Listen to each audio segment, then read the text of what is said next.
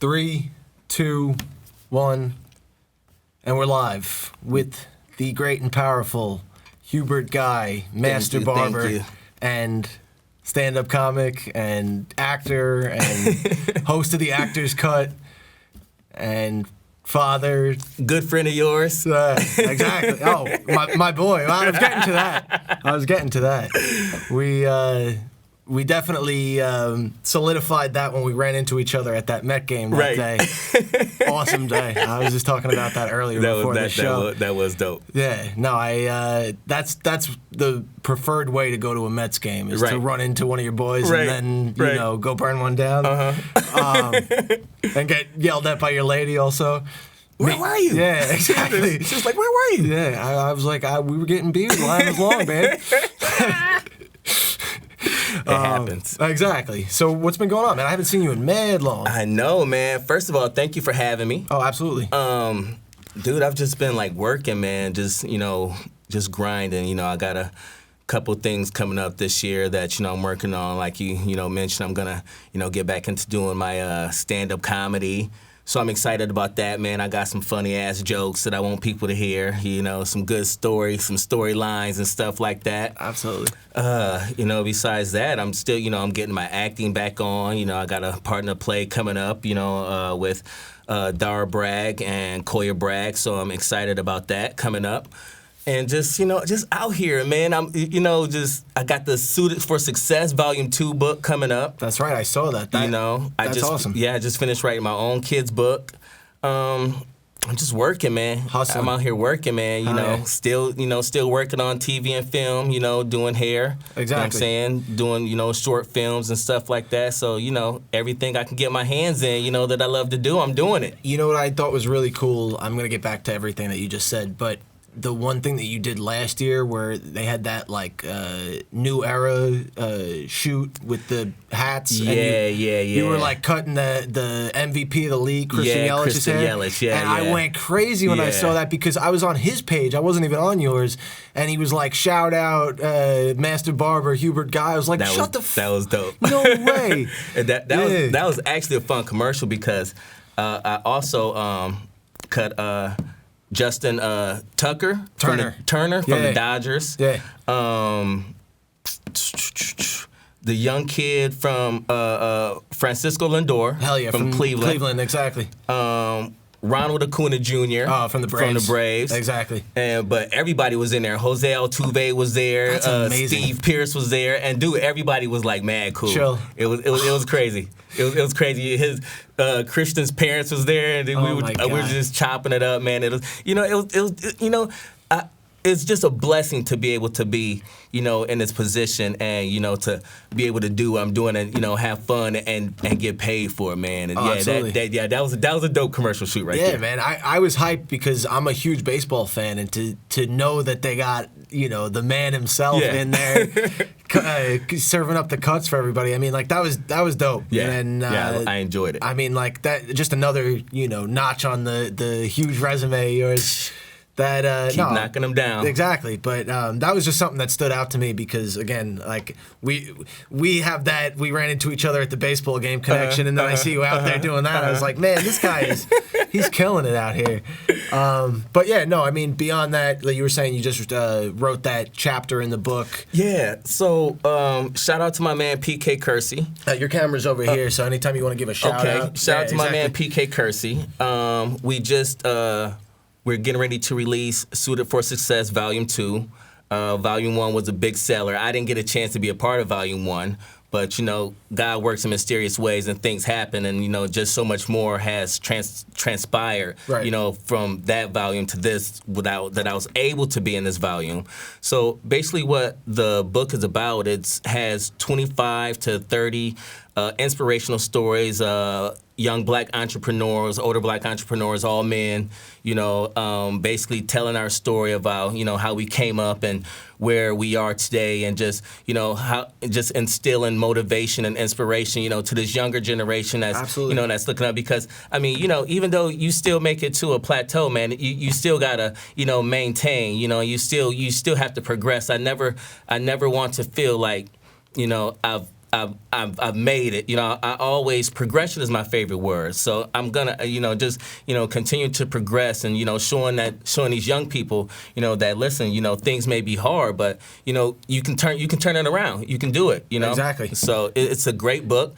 I'm looking forward. It's gonna be out this month. We're going to have a big book signing for it, and I'm just looking forward to it because I know it's going to be a great book that's going to, help people.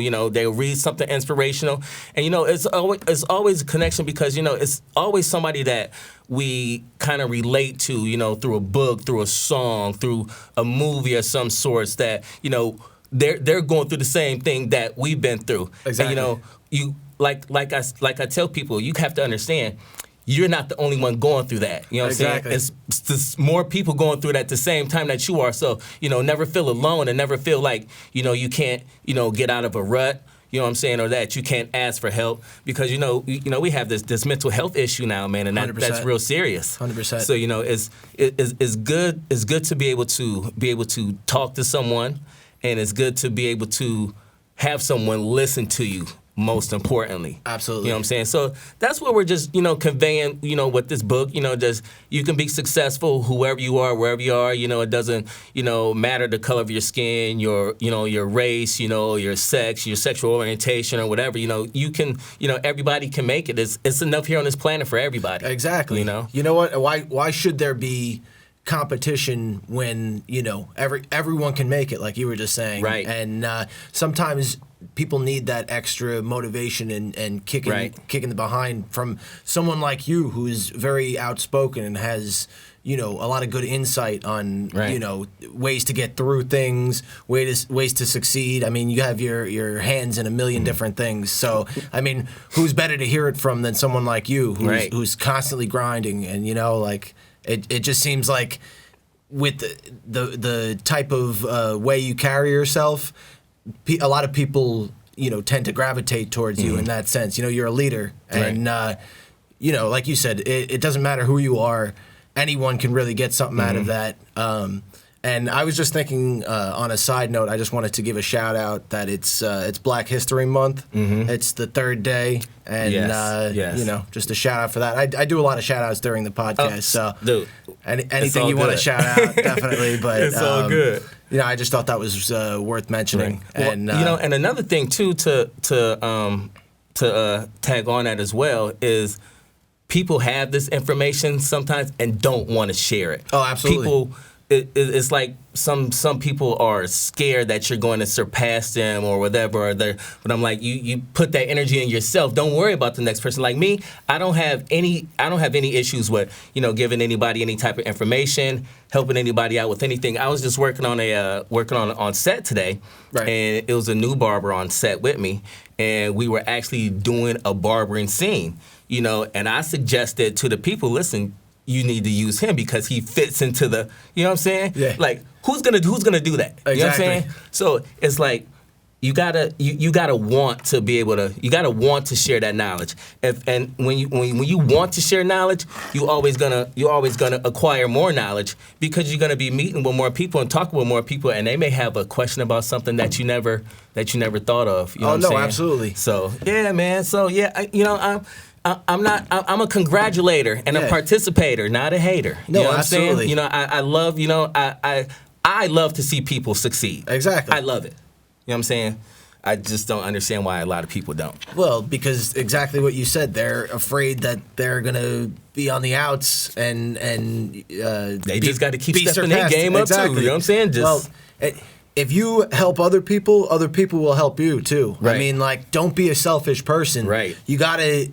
That's what we're all in this world together. I mean, some people don't get that, and that's why they're either really lonely or just miserable in general. Got a lot of miserable people with money out there. Oh yeah, absolutely. You know what I'm saying? Like crazy. And they're off the grid on their prescription pills, trying to stay happy and whatever else because they don't have any friends or family anymore because they did everybody wrong and kept to themselves.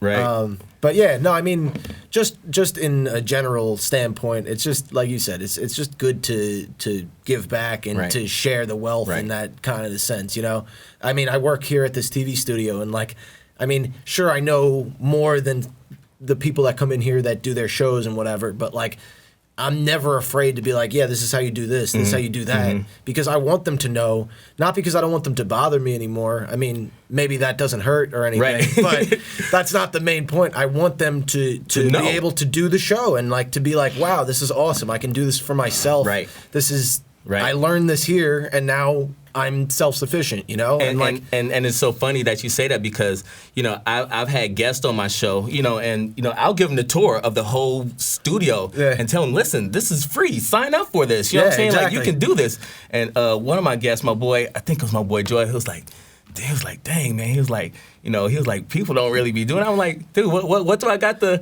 what I'm saying? Like, the reason why I enjoy doing what I do, the acting, the haircutting, the music, you know, the comedy, is because I meet so many people and get that good energy, you know what I'm saying? And I get to continually talk to people and learn, you know what I'm saying? Like, that's why I love doing this show, because every guest is different. They all have a story to tell.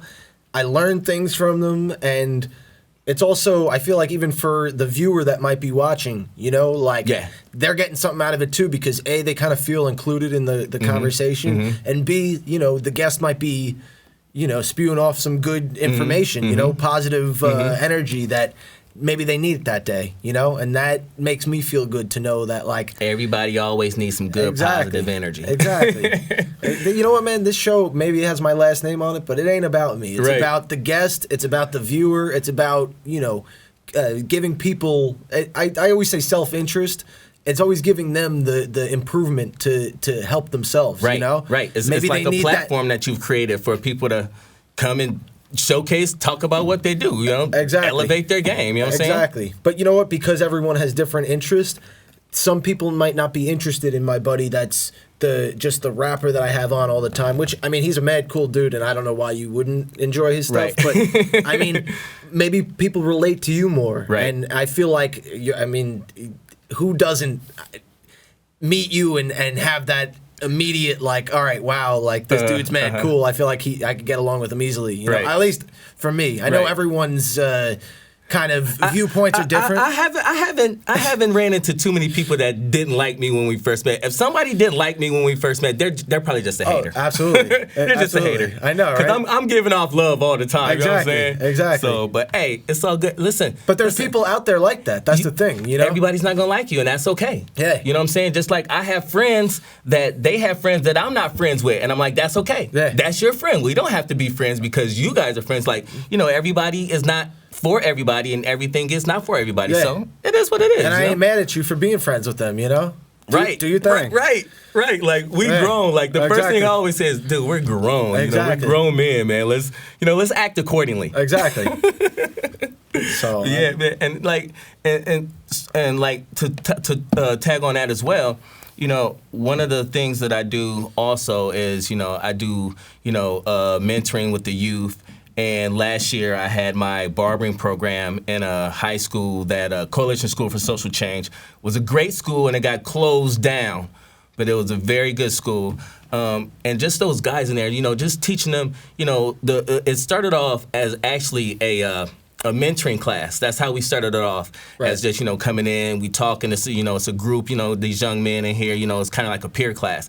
Then I added the barbering into it. So that's what I like to do, man. These youths, man, get to these youths because, you know, really a lot of them don't really have a clue about what they're gonna do, and then they have so much else with this social media and everything else going around from. It's so confusing to them nowadays. You know what I'm saying? To really find track. But I love to get in there and, you know, teach these young men this craft, this skill, and then be able to relate to them on the same plane of things that they're going through that I've been through. And I have, you know, nephews their age and cousins their age. You know what I'm saying? So, you know, I still understand, you know, and hopefully with I'm working on getting my program implemented into all New York City schools. So that would be a blessing because, you know, I have a few other master barbers that's on my team that, you know, they also understand, you know, okay, we gotta get these youth. They also understand how to inspire. They also understand how to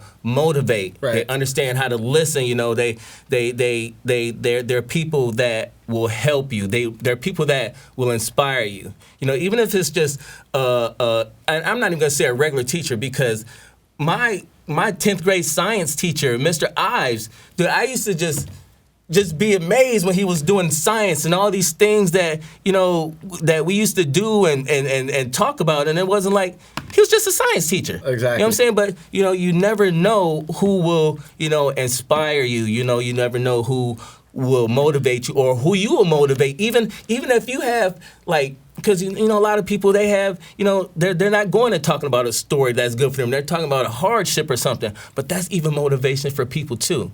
And then for people to hear that and be able to be like I said earlier, you're not the only person that's going through that. You know, so, and, I mean, it's just...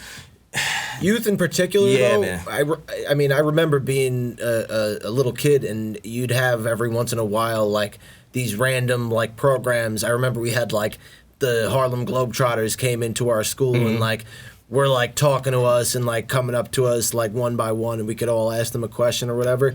And they were just mad cool. And, like, just having someone, like an older person, pay attention to you and give you the time of day and, like, have some good things to say. Yeah. You know, that, like, really, I feel like that was such a good thing and, like, gave me such, like, good energy, good. you know? We need that. Yeah, exactly. We need that. And that was just as a kid, you know? Yeah. I mean, I didn't understand, you know, like, all social situations at that time, you know? But, like, just to, you know, because when you're a little kid, you're only really able to relate to other little kids, you know what I mean? So, like, but you also can relate to feelings and emotions as well, and that's what you felt. You felt this is good. I'm enjoying this. You know what I'm saying? well, when you're a kid too, most adult figures are kind of talking down to you, telling you what to do, whatever. Right. So when you have someone come in and is cool with you and is not bossing you around and, like, spinning basketballs on their fingers and shit, whatever, like, that's awesome. I mean, like, that was such a cool thing. So, I mean, like, to go back to what you were doing, I mean, like, that's such a cool thing that, like, to be a kid and to have someone like you come in, you know, be able to talk, you know, relate about stuff, and then, you know, also some get, fresh like, cuts and get them cutting. Exactly. They love it, man. I mean, they love it. Especially, you know, kids love to have, like, the freshest cut. So to have someone like you in there to give them, like, the real deal, that's so cool. I went to a friend of mine. He works at us. Shout out to my man Maurice, and shout out to Principal Valdine. They're at the school up in the Bronx, and they invited me in, like, around Thanksgiving time to, you know, come in and give some of the kids, you know, cuts and everything. And, you know, they're kids, so of course, you know, I'm a barber. You know, kids. This one kid got up. He was like, "Man, come on, man. You know, let me give you a cut." Start lacing him up. Man, they saw that cut. They was like, "Oh, me, I'm next. I was like, okay. Then once you, the thing is, why I enjoy doing that, because once you get them hooked on something like that, then they're more open. Yeah. They're listening to you more. Yeah. Like you said, they're not just an adult talking to you or talking at you. Yeah. You know, like we are literally vibing. It's like a friend. Yeah. You know, like an older friend. Yeah. You know? And I can drop these jewels on you while I'm showing you how to make a future for yourself as well. So it's a win-win for all of us. Absolutely. You know what I'm saying? Because I enjoy doing it. You know what I'm saying? And if nothing else, they get a fresh cut, and they got someone being nice to them and shit. You know? And he's been calling me, like, he hit me a few times. He's like, "Yo, they keep asking when you coming back." I told him, "Man, we can't afford that all the time." I was like, I mean, but that's good though. Yeah. You know what I'm saying? And that's also one of the schools that I'm, you know, aiming to get my program at too, man. Because I mean, you know, it's a lot going on in the world nowadays. Absolutely. You know, and our youth are really, really affected by it. Absolutely. I mean, it's so much pressure on them than it is, you know, older people, or even people that, you know, in their 20s and 30s. Our kids, our youth, and I'm talking about from, like, I would even go younger, because, you know, I have little kids. You know, I would even go, like, back to probably 7 or 8 years old up to, like, when you get to about 16, 17, that age range Fragile, now, man. oh my God, is I remember being those ages. Yeah, it's real tough. Man, even But especially now because they seeing all this stuff on social media. That's exactly. And social media is not like social media. No. You know what I'm saying? No. Like I always tell my son, Dad is 45. I was popping way before social media. Yeah, exactly. You know what I'm saying? Like you don't need that. You don't need that garbage. And then you don't need to keep seeing other images of people so-called balling or whatever they're doing, or even people that really are doing that. I mean, why do you want to keep seeing that? That's if it's something that you want to achieve, what you need to be focusing on is how you gonna get there. Exactly. Get your steps, get your plan together, and then you go ahead and you start to implement your plan. And that's how you. But it's so rough for them nowadays, man. I literally feel bad for our youth, man. Literally. For real. The online bullying and everything else that, like you said, the images of people that have money, they're on vacation all the time, and then you're a regular little schmo kid, that's just trying to get by in school and whatever, and you can't even get through that because you got kids giving you shit for no reason. Right. I mean, we all went through it. I mean, I don't know about you. Maybe you were pretty popping in grade school and shit. But, I was on the wrestling team and shit. I mean, I've always had friends. Yeah. I've had some enemies. But I've always, I've always been blessed to be able to get along with everybody. Absolutely. Not everyone can do that. Yeah, too, I've always been, been able to, fit in, wherever, whatever genre, whatever age group, whatever race, whatever, sexual orientation, I've always been able to, fit in with everybody and relate to everybody, exactly. Because, I understand people are people and it's life, and that's why, I do all the different things that I do because everything is different. Like the song that I was playing you, my new single, Heidi High. Talk about that. You know what I'm saying? Well, shout out to Lee Michaels. I'm sure he's passed by now, but Lee Michaels was a great old school artist, kind of like a rock alternative back in the day. So, and shout out to my boy Casey Ellis. We just did a single called we did a remake of his song Heidi High, and it's cool. It's a feel good vibe song, ready for the spring. You know what I'm saying? Like that's something that you playing like in the springtime, and it's good right that time. So I'm gonna have my boy Jamaica, another shout out that shot my video the most. Okay, I'm gonna have him shoot this video too, and just want to rock it, man. Exactly, killing it. And my son. I was talking to my son the other day. Well, we always talk, but he knows all the things that I do. He loves to see me on TV. He loves all that, and he was just like, "Dad, you do everything." And I said, "You can too." Exactly. You know what I'm saying? Like, it's not hard, especially when you have the resources, and not only the resources but the will. I tell people all the time, man, you can do anything in New York City for free. You can go to school for free. They have all these programs. You know what I'm saying? You can get housing, you can go, man, we're blessed. Dude, it is so much here. Yeah. I tell people, man, find the resources. Anything that you want to do, you can do. Dude, man, how long I've been doing this show? Almost 13 years I've been doing my show down here on M&N. God damn. This was nothing that, I could really do like back in my hometown of Battle Creek, Michigan. We had a little small public access station there, but it's nothing like this. Yeah. And as far as, being able to outreach and do my acting and with theater and movies and commercials and, then to be able to be blessed to be a head master barber for different hit shows like Ms. Maisel and The Code and Tommy and different stuff like that, This is where it's at. You put yourself in a position. That's what I always say. Put yourself in position. You got to have your plan, and then once you start implementing it, man, those things. And a lot of people, I've been cutting hair for 17 years, going on 17 years. June 4th, it'll be 17 years. 16 years I've been cutting, but I always had a plan. I knew that I never just wanted to work in a barbershop. Yeah. If I did, I had to be owning that shop after 5 years. You know what I'm saying? Hell yeah. I always had myself a plan. I said, okay, Hubert, I said, if you're not gonna, own your shop, then you need to branch off, do more things. I always wanted to be a teacher. I love doing hair. So to become a barbering educator, and from where I first started cutting to where I am now, to be in my position, and I'm the headmaster barber for our local union here, 798 Hairstylist and Makeup Union. Oh, wow. So I go to Miami, I go to Atlanta, Boston. I got New Orleans coming up pretty soon, where I go to these different cities and I teach my barbering class to different people in the union. Right. Like, that's huge. I mean, from, you're that guy, it sounds like, I mean... I'm trying to I think there's something to be said, too, about someone who came from, a small town in Michigan and made his way out here and climbed the way up the ladder, doing all this stuff.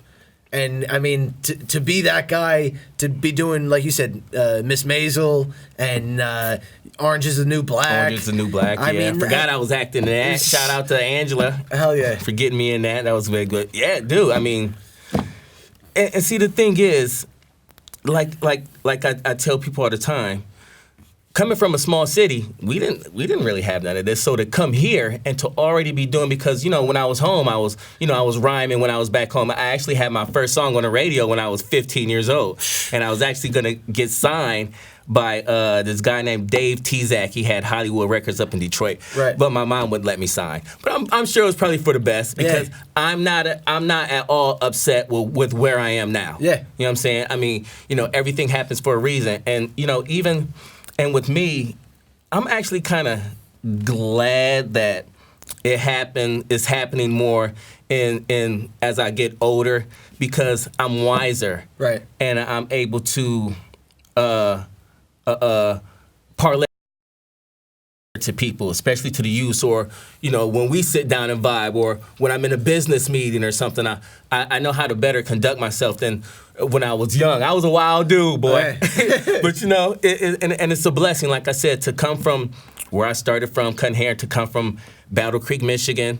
You know what I'm saying? We're popular for Kellogg's, Frosted Flakes, Corn Flakes. I still love me some Pop-Tarts. I got two 12-packs at home right now. Man, I ate 3 Pop-Tarts last night.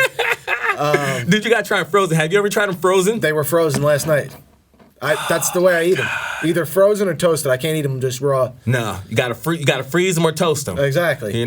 So and it's so funny, because I go home and like my friends think I'm like this massive celebrity, and I'm like, I'm okay. I ain't on like that level yet, but to them and to people in my town that see me doing what I'm doing, this is major. Yeah. You know what I'm saying? Because nobody in my town is you can easily get stuck in my town. It's one of those small towns. It's very comfortable. It's only 50,000 people, maybe 51,000 people right now.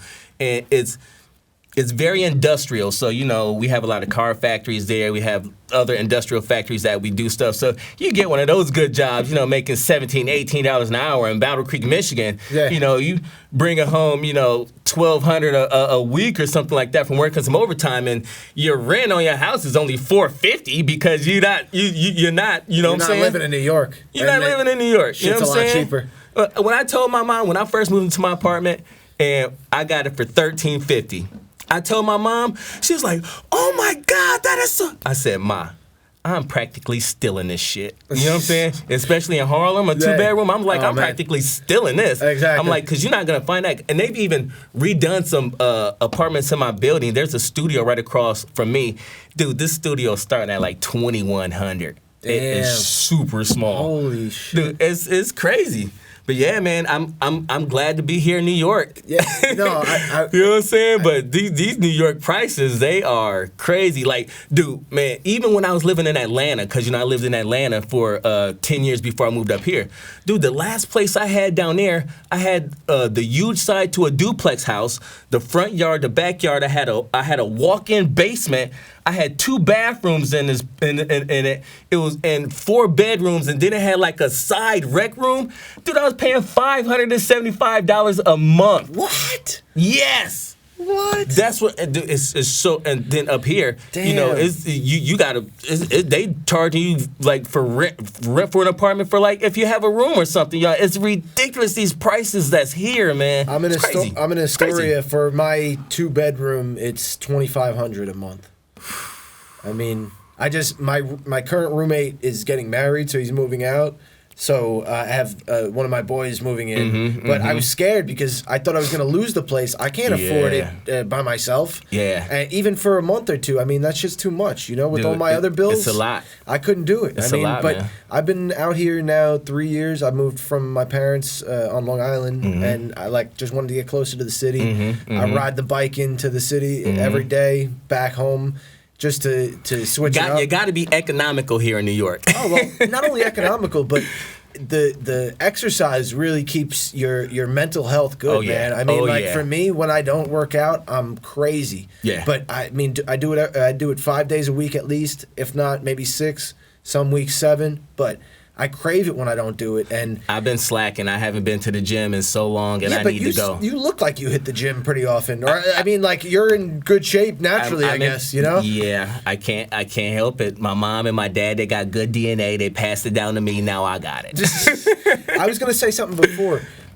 You're not that old. I mean, I'm 45. Okay, so and you're doing all this stuff still. You're grinding hard. Still grinding. I don't feel 45. Who's to say that you won't blow up that much more? And Dude, the works are in progress right now, man. I mean, it's the works are in progress right now. Because like I was telling you before we got on, I turned down a few opportunities last year. Right. That in hindsight, I should have took, but I can't beat myself up about it. All I can do is make sure that I don't do that this year. Right. You know what I'm saying? So, that's why I've been more focused on, my acting and my music and, hosting my events. Oh, shout out to Janice Bragg again, Dara Bragg. I host her CETA Awards for her. She has a great... I posted a picture of you. I don't know if you saw on Facebook. You were in some dope-ass thing on some stage with the mic. That was the CETA Awards. Yeah, it just looked dope. I was like, what game show ass looking thing is this?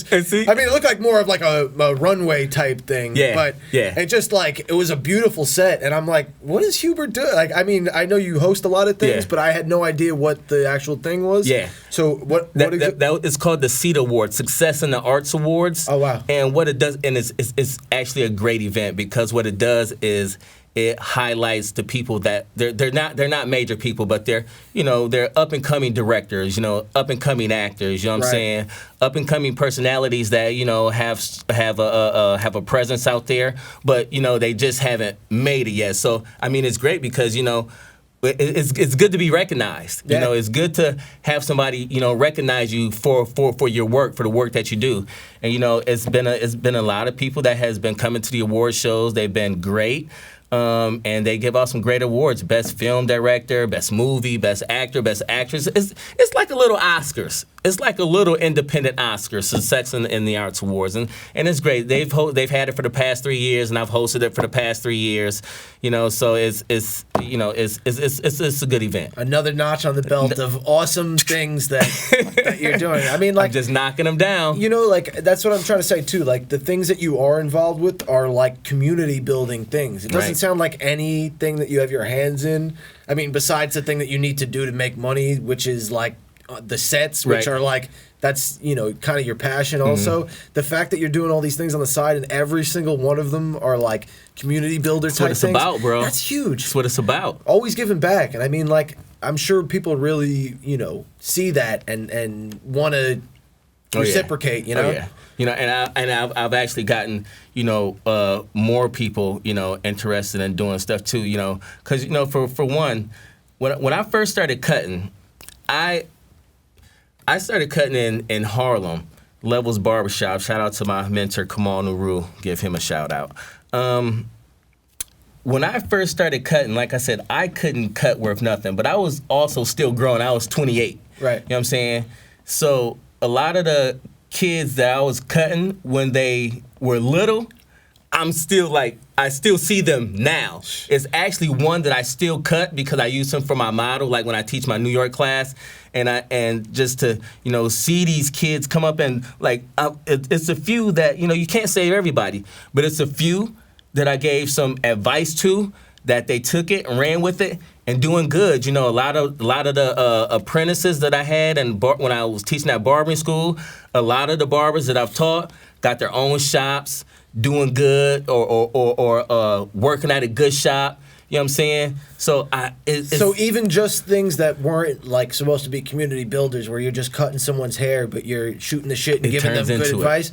It turns into it, exactly. I mean, like that's so cool that like you just naturally give off that vibe because you want people to succeed, and also like you care about people's general, well-being. I really generally do, and that's really cool, because again, a lot of people aren't like that. People are really selfish, especially in today's day and age. The more social media gets bigger and bigger, and cell phones take over, and technology takes over, people become less and less personable. Right. And caring about other people. Oh, because I've everybody is not the nicest on set. Yeah. Everybody is not, the nicest in real life or these places, you know what I'm saying? But you also learn how to deal with these people too. You have to learn how to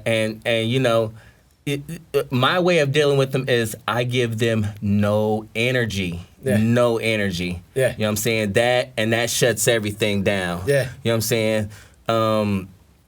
Sometimes I even think to myself, well, maybe they just don't know no better. Maybe that's why they're acting like that. But then I'm like, hold on, they grown. Yeah. They not a kid. You lived your whole damn life up to this point. Yeah, there's no way you didn't see that shit. And how would you not know that you're acting like you're acting? Exactly. You either don't give a fuck, or you don't know, which is fucked up within itself. Yeah. You know what I'm saying?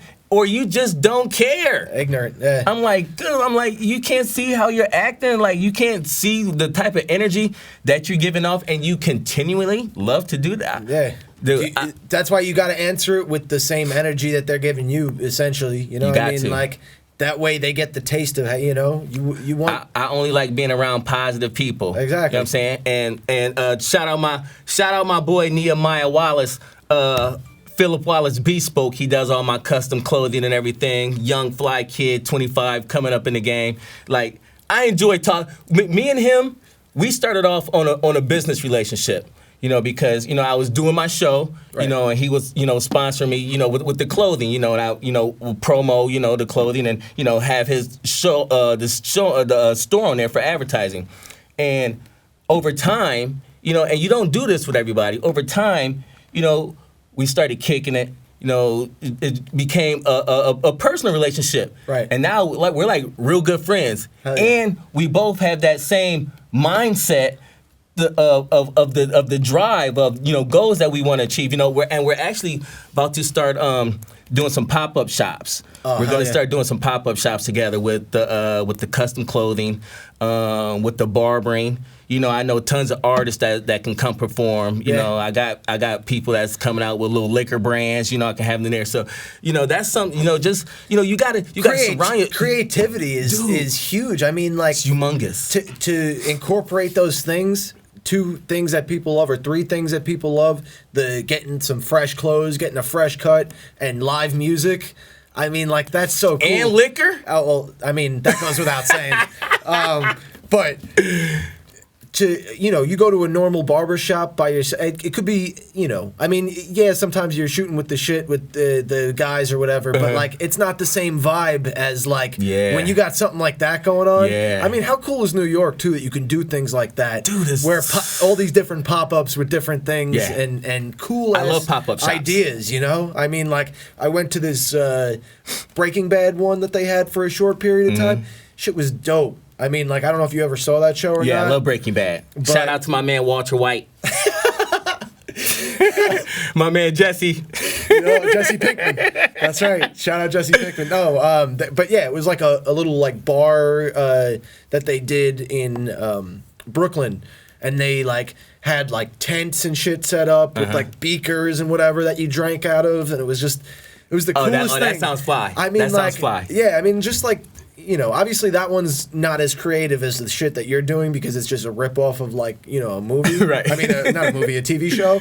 But still in all, like, the fact that being in New York and doing cool shit like that, I love that your creativity, like, sees that and runs with it, like you were saying before. And all the resources are here. Yeah, exactly. Dude, you can do whatever you want. You can. I'm going to tell you the moment when I really fell in love with New York City. So it was about 7 or 8 years ago, and I was still living in Harlem. I live in a different place in Harlem now, but I was staying on 137th and Lenox. And it was like, and where I'm from in Michigan, like, shit shut down. Like, the buses start running at 6 o'clock in the morning and stop running at 6 in the evening. Downtown shuts down. Grocery stores are shut down at like 8, 9 o'clock. A corner store, you know how they have a corner store on every corner and sometimes 3 corner stores on a corner? Dude, a corner store will service like a whole neighborhood in my town, God. yo. Like, you literally have to drive to the corner store. Damn. You know what I'm saying? Or you're walking a good minute to the corner store. So it's like being here with all of this different stuff around. I was sitting in my house and I was like, man, I want some chili dogs. And I got up and I went to the grocery store at like 11:30, 12 o'clock at night. Son, I got my chili, I got my hot dogs. I got back to the crib, I was blowing one down, son. Eating a hot dog, I was like, man, I fucking love New York. I'm like, this shit is amazing. Over at Chili Dog, that was my that's when I was like, I love this place. Because I was like, you can do anything you want to at any time. Exactly. Dude, you can, it's crazy. I mean, I hate to sound cliche, but I do love New York. Yeah. I mean, there's no place like this. No, really not. I mean, nowhere. I'm only just getting to see like it more and more living here for the short period of time that I have. I mean, when I lived out on Long Island, I used to come to the city like maybe once or twice a year. But I mean, besides when I worked here, and it was just like such a cool place. But I didn't get to spend enough time here. Yeah. Now that I live here, I mean, like any time that I have to myself, I definitely go and explore because it's like, damn, it's alive, man. There's so much cool shit out here. I mean, I'm in Queens, so I spend majority of my time there. But like, even out Queens there, got a lot of good stuff. Story is such a cool neighborhood that like. It's a bar out on. It's like a game bar out on out in Astoria. It's right when you come up from Steinway on the R train Steinway. You come up. It's this big like restaurant right there. Dude, they got bocce ball up in there. They got darts. But Astoria, a lot of stuff been popping up in Astoria, man. You talking about Queens. Break Bar? It's an upstairs. Oh no, this is just one level. It's right up the street from Kaufman Studios. Okay, I do know where you're talking. That place is fun, yo. I don't know the name of that place, but there's just so many cool spots over there with different themes and like everywhere. It's just like Astoria itself is a good example because they took like the whole Manhattan, like maybe Lower East Side type like idea and moved it so that people will go and spend a night out there, or like the same shit with like Brooklyn. There's so many poppin' spots in Brooklyn now where people don't give a shit about Manhattan anymore because the city has so many cool neighborhoods all over the place that it's like I see people out in the Bronx chilling, Dude, like doing shit out there. The Bronx is building up, especially like when you go over the bridge, like 138th, that area, that South Bronx. They got a lot of new condos over there, couple little fly little restaurants, and it's just going up. It's on the come up. Yeah, everything, man. And when I don't know if out in Brooklyn, have you ever been to the City Point Mall out there in Brooklyn? I have not, no. Well, it's a new mall out there, City Point Mall. Right. But it didn't used to be there. It's the old Metro Tech. Okay. And now, when I used to live out in Brooklyn, like 10, 11 years ago, dude, as a grown black man, I did not want to walk down Fulton Mall, that strip. Dude, it was nothing but gangbangers out there, prostitutes, drug dealers. Dude, it was crazy out there. And if you was walking with more than one bag, you was getting jacked before you got to the train. You know what I'm saying? Yeah. Now, this whole area is totally different because the courthouse is right there. They got the court system right there. But then, coming down the block, they have, like, all these condos. Dude, they got, like, 3 or 4 new condo high-rise buildings on top of this new mall, building on the outskirts.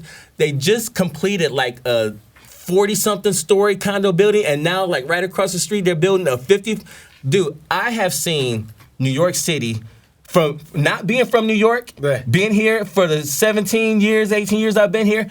I have seen New York City go through so much change. Brooklyn, Harlem, Queens, and it's all for the better. Yeah. The Bronx, everything, man, everything. Like you said, dude, it's it's live It's here, amazing. yo. It's amazing. I mean, like I don't even really care to go on vacation a lot of times because there's so many cool things to do here that the time that I'm off, I'm like, I'm gonna go do something over here. I'm gonna go do something over there. You know? And you know what I be doing? What's cool about? See, a lot of people forget that New York State is actually fucking humongous. It's humongous. Exactly. And upstate where they got the Adirondacks at and, you know, the Catskills and everything. Dude, man. I went to school in the Adirondacks. Yeah, you hop on a Metro North or something, go up north, man, just even for like the day, man. It feels like you're in a totally different country, man. Yeah, It's man. just, it's so much here to do. I mean, I enjoy being here, man. And I enjoy the fact that I can do what I do here. Yeah. You know, that all the stuff is here. I enjoy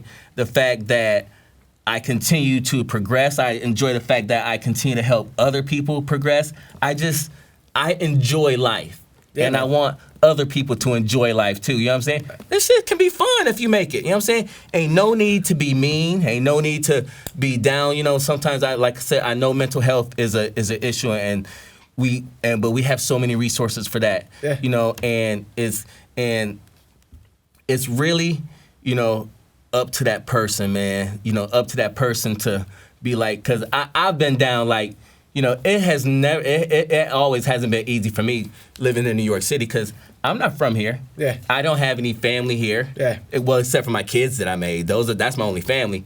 But as far as, you know, having a cousin or an aunt or an uncle, there's been nobody since I've been here in my 18 years that I could call and be like, can I come over and eat or crash or something like that? Just everything, you know, I've done since I've been here is like pretty much been on my own. Which is incredible. Like I haven't had anybody to like, you know, fall back on or nothing. Like my family is in Michigan and Colorado. Yeah. It's just me here. Yeah. If I don't make this shit happen. That's far away too. It's not even like they're in like New Jersey and they could come like help you out or some shit. I mean, like I'm blessed because my family is from Long Island. I mean, we lived in Queens, then we moved out to Long Island, and I moved back myself. But I mean, that's not that far away. Right. When I want to go see my parents, I can do that. Yeah. Man, I give you a lot of props to Dude, I wish I could just go see my mom. Pick up and go do that. Yeah. And I mean, it's brave. You know, I mean, like you got to have a lot of courage to just be like, you know what, I got this. Well, I knew I didn't want to stay in Battle Creek because it was the direction that I was heading in Battle Creek was the wrong direction. Yeah. But don't you think because you're from like a small town that you're that much more hungry to succeed? Yes. Someone from New York Yes. City, a spoiled whatever Yes. Manhattanite, they ain't gonna have any respect for this place. They're They're not gonna want to grind. They're gonna, you know, like we said before, expect to just get it. get a handout and have an addiction to some sort of you know, prescription pills because mommy and daddy got a trust fund or some shit. You know, I'm just saying it's to be someone like you who's coming from such a far place, a small town, and seeing this big city and all this opportunity. I mean, it sounds like you just, you know, went with it and ran with it, like we kept saying. You know what I mean? Well, the thing with me is I always kind of wanted to leave my hometown. I always knew that there was more stuff out there. You know what I'm saying? So, you know, when I felt that I was able to succeed like I was because I wanted to. I wanted to get out of there. I wanted to go somewhere and be my own person, be my own man, you know, create my own life. You know what I'm saying? I had that will. Like there, and as much as I was down, never even called home to ask for help. Nothing. Just keep grinding, keep it up. You know what I'm saying? Because you're gonna have these obstacles. You know, I may be doing all this stuff that I'm doing now, but I'm still gonna run into shit. You know what I'm saying? Absolutely. Like it's not over, and just when you get to a certain level, those problems just get even more compacted. You know what I'm saying? Exactly. So you gotta be able to, you gotta be able to want to, and then you gotta be able to understand what you're going through, and then you gotta understand what to do from that point. Exactly. Because I bumped my head so many times, but I'm like, I'm still here. You know what I'm saying? I'm still here. You know what I'm saying? Like, I've been here for, you know, I know people that's from here that's not even doing the stuff that I do. That's what I'm saying. Have families here, you know what I'm saying? And like, they're just not doing nothing. Like Like, dude, you have a support system. You have your family. You know, like they have that much more. They have everything already, so they don't feel like they gotta earn it. Whereas you earned it, and it just feels that much better because, oh man, you know, and especially when I get to see my family too. Exactly. You know what I'm saying? I mean, that's huge. Because my baby sister. Shout out to my baby sister. She is actually Miss Colorado Springs. And she's on the community board, the school district out there. She's an elected official. My baby sis, Regina Guy, I love you. She's doing her thing. Hell yeah. She came into town this weekend with my niece, Tiana, because my niece, she plays college volleyball. So they went and checked out some colleges. But they were with me for the whole weekend, yo, and it was just like... amazing. Such a great feeling to have family. Dude, it was... My little sister, she moved out to Chile last year with her boyfriend. So she was just back this last weekend, and we had a little party for her. But it was so good to, you know, same thing. I mean, like, hadn't seen her in like 6 months because she was home over the summer. But it's crazy, man. I love seeing my family. You really learn to appreciate family as you get older, and as distance kind of grows between you. Oh, yeah. You really see how important family is. Oh, yeah. And how much you really need that in your life. Oh, you know? yeah. And you know what? Some people don't truly appreciate their family, and it's a sad thing because... And I don't see how you cannot appreciate your family. Yeah. You know what I'm saying? I think people that don't appreciate their family are people that their family keeps trying to get them on the right track, and they just so rebellious. But if your family is genuinely trying to help you, or I mean, it's family. Yeah. That starts with love. Exactly. And then it goes downhill from there. But it starts with love. You either maintain it, you get more love, or like I said, it goes downhill. But dude, man, like I talk to my cousin. My cousin is a grown man on the phone. I tell, dude, I love you. Yeah. You know what I'm saying? Like my nephews, my brother, you know what I'm saying? Like I love my family so much, and I miss them because, like I said, I'm the only one here in my family. Yeah. Besides my kids, you know, when my baby sister and my other sister used to live down in Maryland, that was cool because I could, you know, hop on a bus, you know, get down there in 3 or 4 hours to see them. Yeah. But you know, now I gotta catch a flight to Michigan or Colorado or California, you know, to see family. You know, so you know, people need to cherish their loved ones. Because we never know when we're going to leave here. Life we never is so know when precious. our time is up. I mean, look at the whole Kobe thing. Dude, that was so crazy. Crazy. I mean, that was crazy. You just never know. Rest in peace to Kobe and Gigi. Peace. You know, crazy. You could be here one day, and like sometimes dudes be complaining, like a lot of these young dudes be complaining, or you know, one of the older cats that I know will be complaining about something, and this is what I tell them. I immediately stop them and be like, dude, a lot of people didn't even wake up this morning. Yeah. As long as you are up and have some breath in you to be able to make opportunity for yourself, there's nothing you should really be complaining about. You're ahead of the game. Exactly. A lot of niggas ain't gonna wake up tomorrow morning either. A lot of niggas ain't gonna make it through the rest of this day. Yeah. That's just life. Exactly. You know what I'm saying? You never know. Exactly. So, you know, you cherish the things that, you know, that you really should. Like, I cherish and the thing, I come from a big family. I'm the youngest of 13. Damn. I'm the youngest of 13. Pops was getting busy. My mom only has 4 of us. But the thing is, I get along, you know, I don't know all of my siblings. I got some older siblings that I've never met from my dad's side. Right. But my siblings that I know, like, I pretty much know all of them except for the 2 older ones. Like, we all get along great. Yeah. You know, we may fuss and fight and argue or something, you know, but we pretty much get along. And then I'll meet somebody that has like one brother or one sister and they hate each other. Yeah. I'm like, what is up with that? I know, right? Meanwhile, you got this big family and everyone manages to get along without a problem. Yeah. And you know, and we're family. So, you know, we go through our ups and downs, but like I said, we're family, so we always gonna be there for one another. You know what though? I mean, people who are from like a 1 sibling, you know, 2 sibling family, they don't get it. I mean, like I come from a family of I have 2 brothers and 2 sisters. You know, so there's it was 5 of my siblings that we grew up in the same house together. Exactly. Well, I grew up with my oldest brother was my half brother. We didn't grow up in the same house, and I mean, we're not on great terms or anything. he's a Trump guy, so we don't talk. Fucking.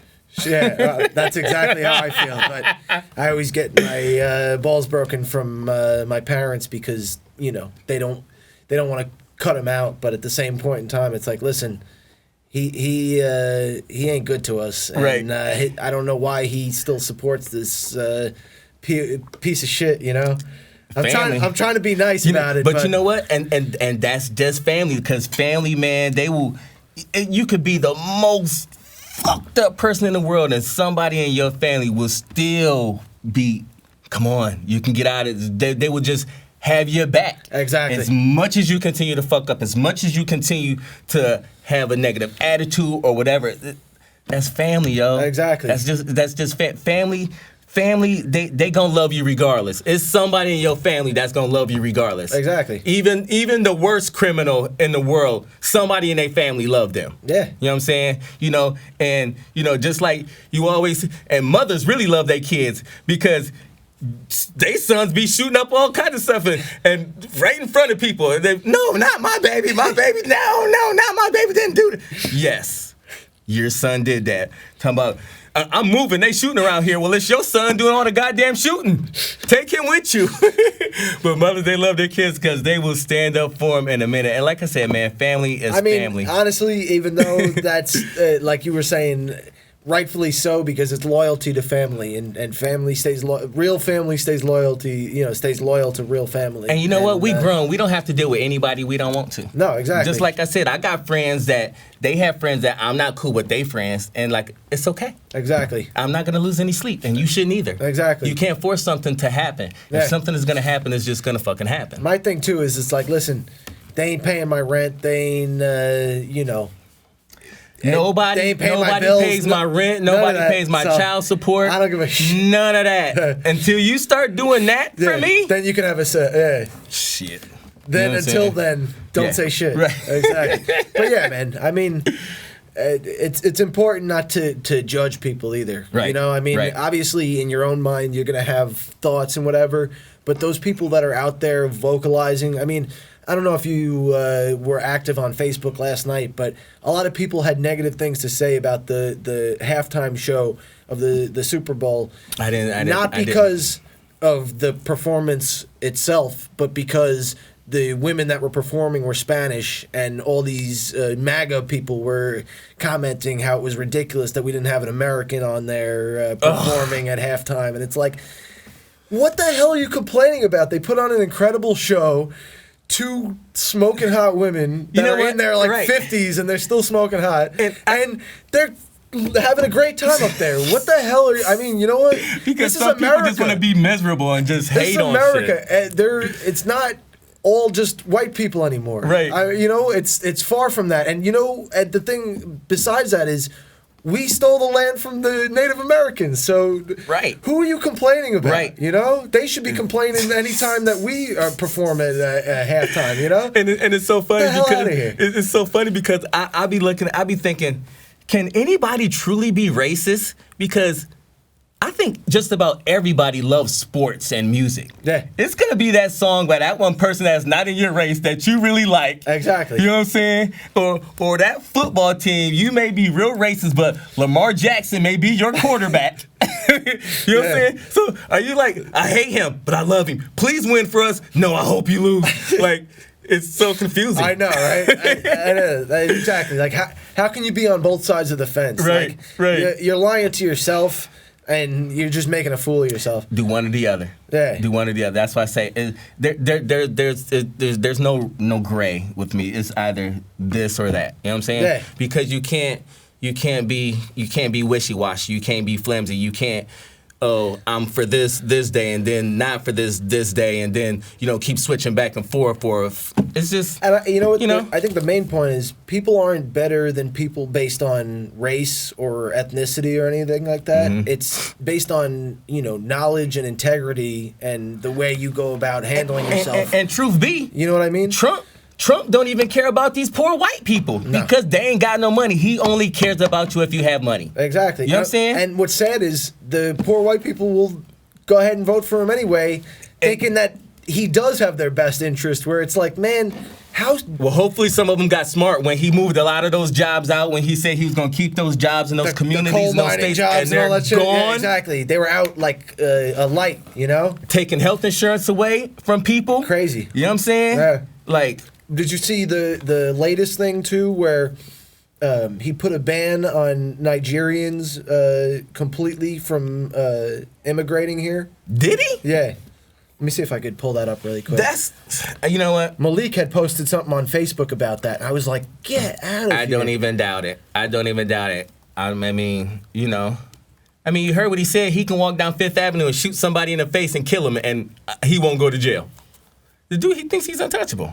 Yeah, new U.S. travel ban shuts door on Africa's biggest economy, Nigeria. Nigerians shocked after Trump extends travel ban. That's crazy. Africans denounce Donald Trump's new visa restrictions. they not let him over there. He's not welcome over there. I mean, it's crazy. Like, but and like, what why? was the purpose for that? You know, it's because he is the epitome of the you know, the worst kind of insecure, person there is. White entitled male. You know, and it's like. You're so like sad about your own personal life that like now you're doing shit like that. Where he's it's like, miserable. Don't you see his hair? Exactly. Anybody with hair like that has to be miserable. Yeah, he's got a lot of things to be miserable about. But yeah, man, I could I could talk about Trump till I'm blue in the face about how much I hate him. But to do something like that is just disgusting because it's like. The same thing with the Mexican wall. It's like, what the hell are you doing? You know? Nothing that he's done has made any sense. Only if you're a true Trump supporter and just don't like any other type of nationality, nothing that he has done has really made any sense. Yeah, it's just it blows my mind. I mean, like it's an embarrassment too. And I hope that people are going out in droves, especially vote these this immigrants. year. That's the only. I was telling people, I was like, that impeachment, that's not gonna work. No, he's not gonna be impeached. You know what I'm saying? I told him that's not. I said the only way that he gets out of office is if we vote him out. Well, and that's the only. Think way. about it. Last time Hillary won the popular vote and still lost. So I'm not. We got to win those key states. I'm not saying that people shouldn't vote, but. The people who didn't vote, get out there and vote and increase them numbers. And like you said, the states that really, dropped the hammer, dropped the ball on that, could have made the difference where, we need those people to come in strong this time around. And you know what? I think Trump did do good. He did do one good thing. He did two good things.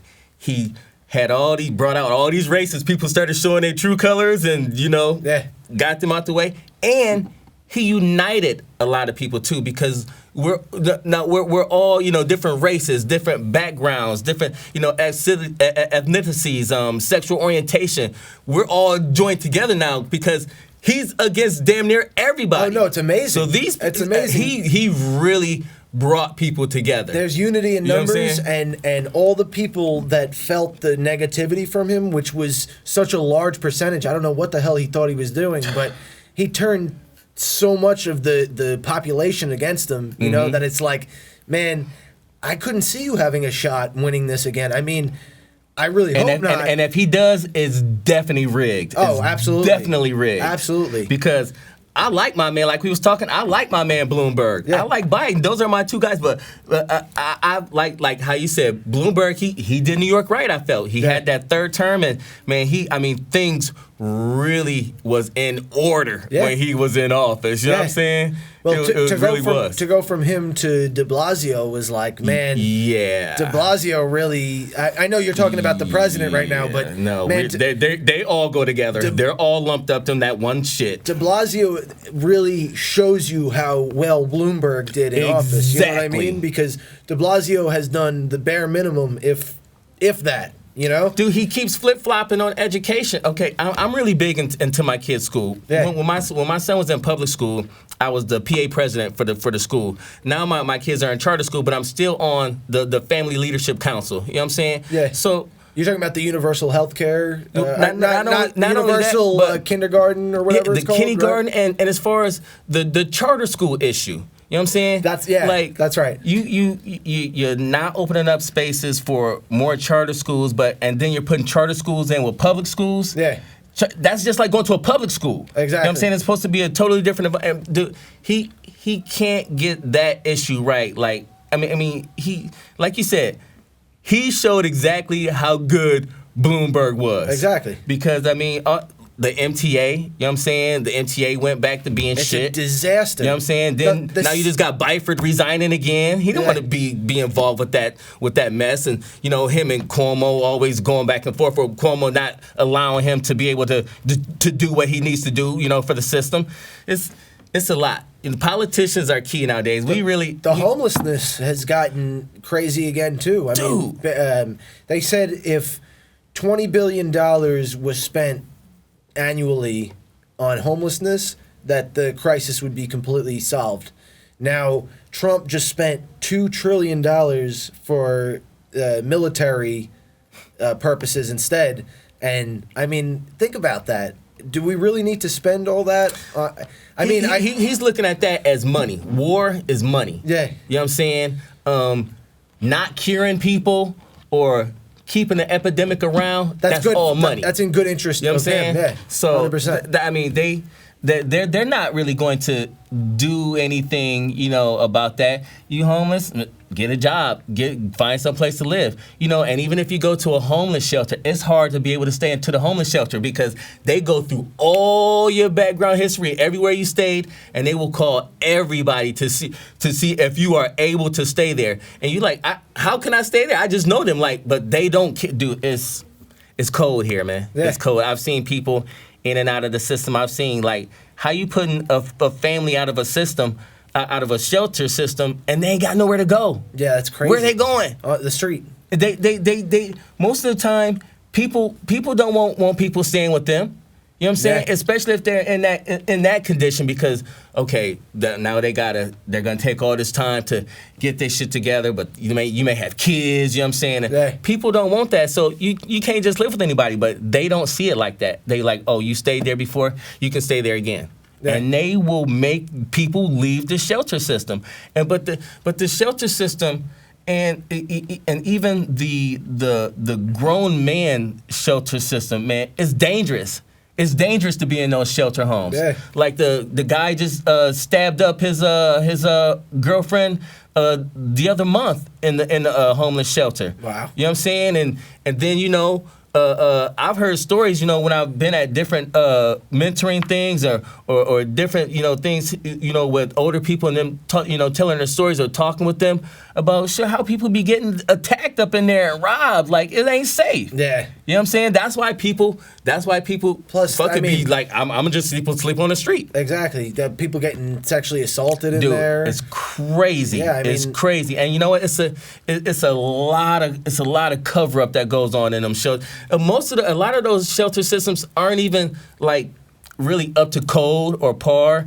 And what a lot of them are is just old hotels that the city pays for a certain amount of, you know, rooms and stuff in. That's right. What, you know, and then you have these businesses that's supposed to be, you know, taking care of the shelter system and making sure everything is run effectively, from the people that's working there to the people that's living there, to as far as all the resources that's coming in there. Yeah. And then people, they're not even doing their job. You know what I'm saying? They're getting sued for negligence. You know, I think it's like even one company, I forgot the name, but they're getting ready, the city had to take them over. Right. Because they were so crappy. You know what I'm saying? Yeah. So, I mean, you know, life, what can you say about life, man? Life, I can't say life is what you make it.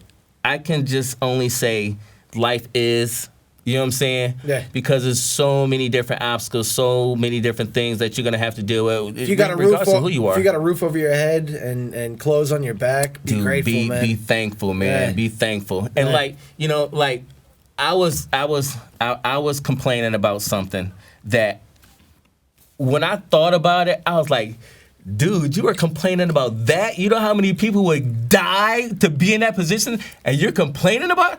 I was like, dude, you better get your shit together. That's what I told him. I have talks with myself. Yeah. Yeah, I mean, you have to. Exactly. You wake up in the morning, you tell yourself you're a star. You look in that mirror, you see you. You talk to yourself. Yeah. You give yourself a pep talk. Exactly. You know what I'm saying? You play your favorite song. You know what I'm saying? You gotta stay in tune with yourself, because that's a way of keeping you grounded too. You know, give yourself your rules. You know, this is bam. You got to be so in tune with yourself. Exactly. If you're not in tune with yourself, you're really not going to be in tune with anybody else, no matter how hard you try. No, 100%. You know what I'm saying? Like, I mean, it's that you gotta love yourself too. You know, that's why I think we have this mental health issue big too. A lot of people, they not loving themselves like they supposed to. Yeah. You know what I'm saying? They worried about what other people is saying. They worried about what other people is doing, what other people is thinking. The they not loving themselves. social media culture is it's killing people. It's tough because it's making people commit suicide. People see other people thriving or, you know, something else, and it brings down their self-esteem to such a low that, like you were saying,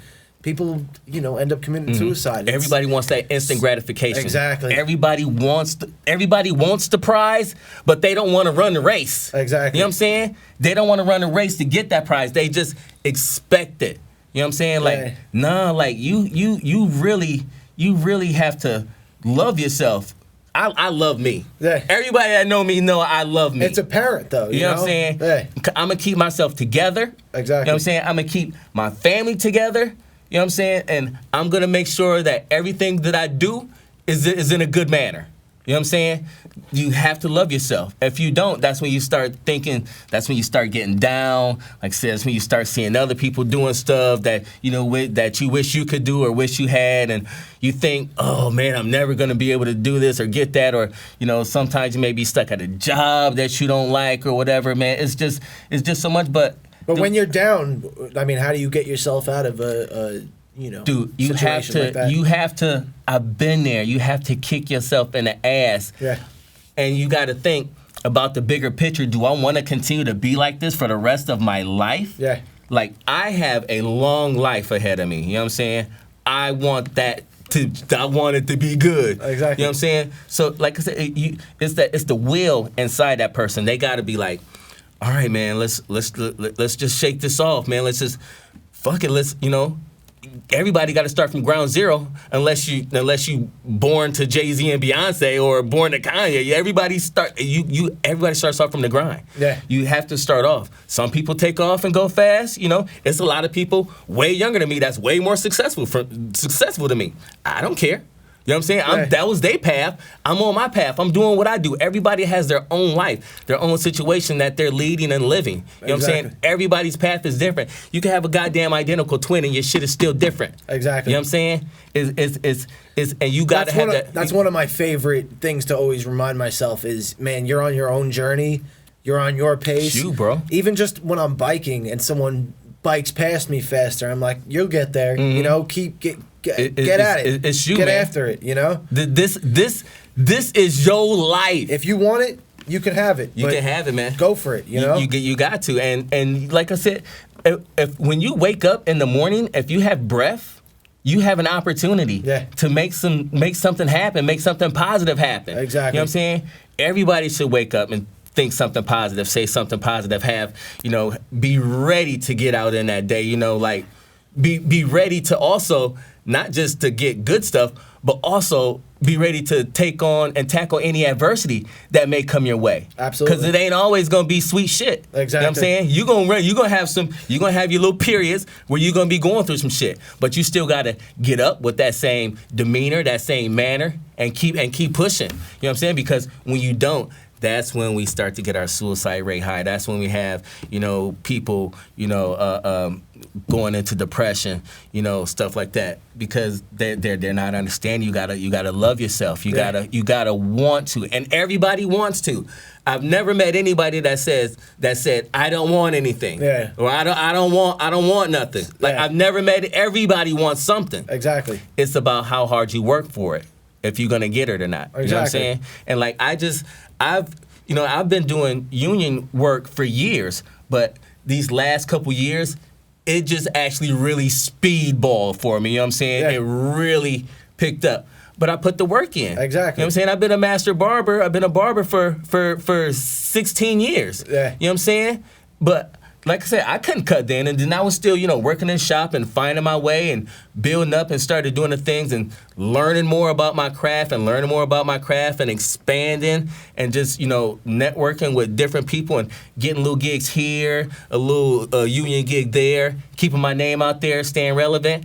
And then just all of a sudden you get that call and the shit is happening. You know what I'm saying? Exactly. Like, it goes from not happening to fucking happening. Exactly. You know what I'm saying? That's how it's not like a gradual thing. I mean, because we all working on a grind. But we all, like, if somebody called me tomorrow and, like, you got this movie role, or I want to sign your single, or I want to make you the head master barber for this, like, man. Yeah. You saying you gotta be ready. Exactly. Gotta be ready to step up.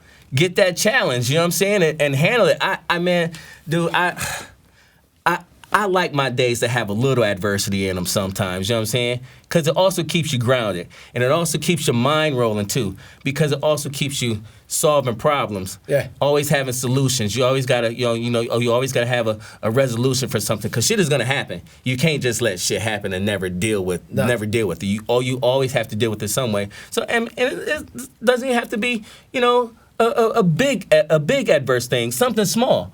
And but sometimes those small things open up your mind to a much bigger picture, and Absolutely. it gets you prepared for something else that may happen down the Absolutely. line. You know what I'm saying? So I mean, it's just, I love my kids, I love my mama, I love my God. You know what I'm saying? I love what I do. I love my family, and that's why I am like I am. Amen. You know what I'm saying?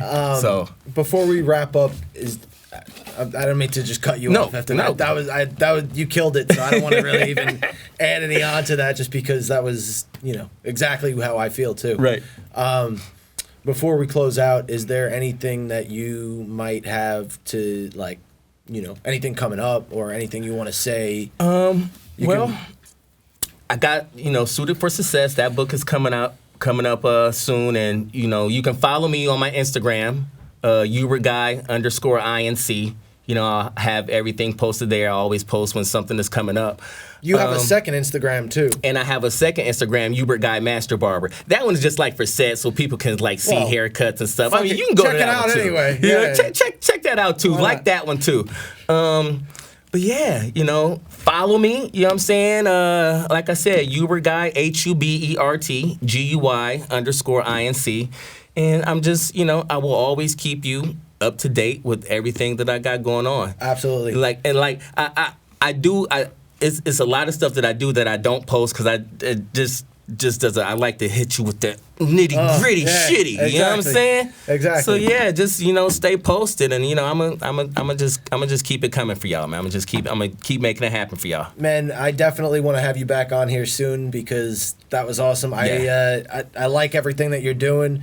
I feel like maybe next time you can also bring one of your boys down here. Yeah. We'll have I'll bring my man Nehemiah Wallace. We'll wear some custom shit down Exactly. here. He just hooked me on some fly. Woo! He hooked me on some fly gear, boy. Shout out again to Right. You said what's Nehemiah Wallace, Philip Wallace Bespoke. Hit that kid up. If you want the custom gear, hit that kid up. I'm telling you right now, he ain't no joke. Absolutely. And I just Shout out to my mama. I love you. I wanted to give a shout out to my co-host that I have him on for some shows, but not all shows.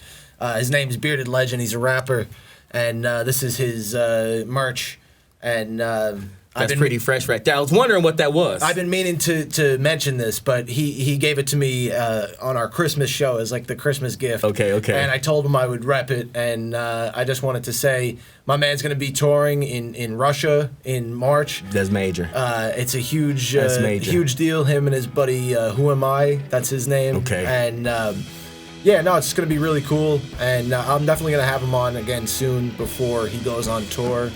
But that's coming up soon, so definitely give him a check out as well. But I really wanted to thank you for coming on, man. Bro, and thanks for having me, man. Ladies and gentlemen, Hubert Guy Jr., right? Hubert Lee Guy Jr. Hubert Lee Guy Jr. And that's all we got, ladies and gentlemen. See you guys next time. Peace.